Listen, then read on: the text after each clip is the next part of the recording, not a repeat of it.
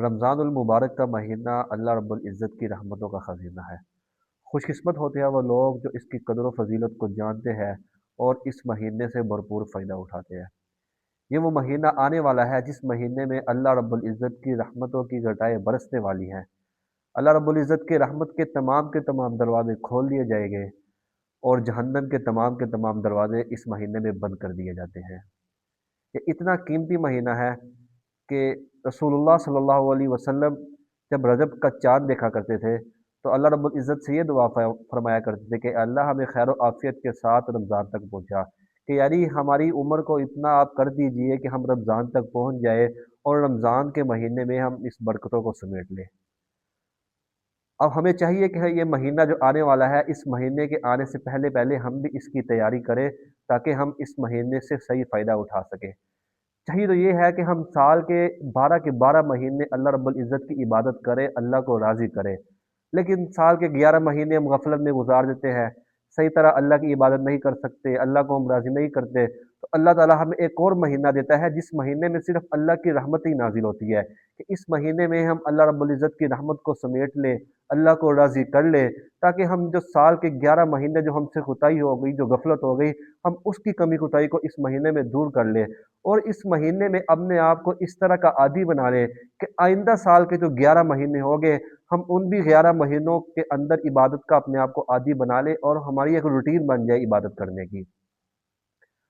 हम रमज़ान का महीना आने वाला है, हम गफ़लत के साथ ये महीना गुज़ार देते हैं। कितने वो लोग थे जो पिछले साल हम में से थे, लेकिन इस साल वो इस रमज़ान की रहमतों से, रमज़ान के अंदर जो बरकतें नाज़िल होने वाली उनसे वो महरूम है। लेकिन अल्लाह ने हमें एक मौका दिया है कि हमें चाहिए कि हम इस मौके से फ़ायदा उठाएँ, इस महीने में हम खूब इबादत करें, ताकि हम अल्लाह रब्बुल इज़्ज़त की रहमतों को समेट लें। अब हमें चाहिए कि हम इस महीने से शुरू होने से पहले-पहले हम तैयारी करें इस महीने की, ताकि हम अपने आप को रमज़ान का आदी बना लें, अपने आप को इबादत का आदी बना लें। होता ये है कि हमारा तो ये ख़्याल होता है कि जब रमज़ान आएगा, हम रमज़ान के महीने में खूब इबादत किया करेंगे, खूब नवाफ़िल पढ़ा करेंगे। मैं रोज़ाना जो है 10 पारे की तिलावत किया करूँगा। इस तरह हमारे ख़्यालात होती हैं, हमारी चाहती होती है कि हम रमज़ान को इस तरह गुज़ारेंगे। लेकिन होता ये है कि हमने अपने आप को इबादत का आदी नहीं बनाया होता। जैसे ही रमज़ान का महीना आता है तो हमारे लिए एक पारा तिलावत करना भी मुश्किल हो जाता है। उसकी वजह ये होती है कि हमने पहले से अपने आप को इसकी रूटीन के अंदर शामिल किया होता है। हम पहले से अपने आप को, अपने जिस्म को, अपने दिल को इबादत का आदी नहीं बनाया होता। जिससे ये होता है कि हमें रमज़ान के अंदर इतनी तिलावत करना, इतनी इबादत करना मुश्किल हो जाता है। हमें चाहिए कि हम अभी से ही कुछ न कुछ तिलावत करना, कुछ न कुछ नफ़ल अमाल करना शुरू कर दें, ताकि हम रमज़ान में सही तरीके से इबादत कर सकें और हमारा जिस्म इस इबादत से थके ना। हज़रत आयशा सिद्दीक़ा रज़ियल्लाहु अन्हा फरमाती हैं कि रसूलुल्लाह सल्लल्लाहु अलैहि वसल्लम रमज़ान के अलावा साल के जो बाकी 11 महीने हैं, उनमें से जिस कदर शाबान में कसरत से रोज़े रखा करते थे, बाकी किसी महीने में इस कदर कसरत से रोज़ा नहीं रखा करते थे।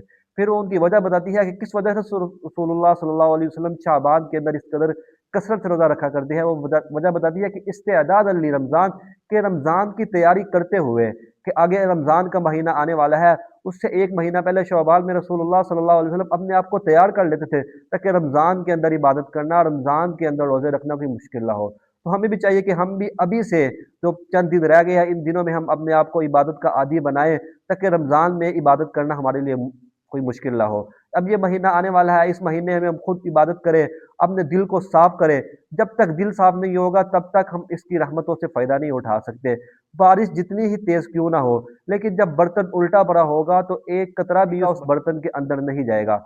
हाँ, जब बर्तन सीधा हो, बारिश अगरचे हल्की-हल्की क्यों ना हो रही हो, लेकिन फिर भी कुछ न कुछ पानी उसके अंदर चला जाएगा।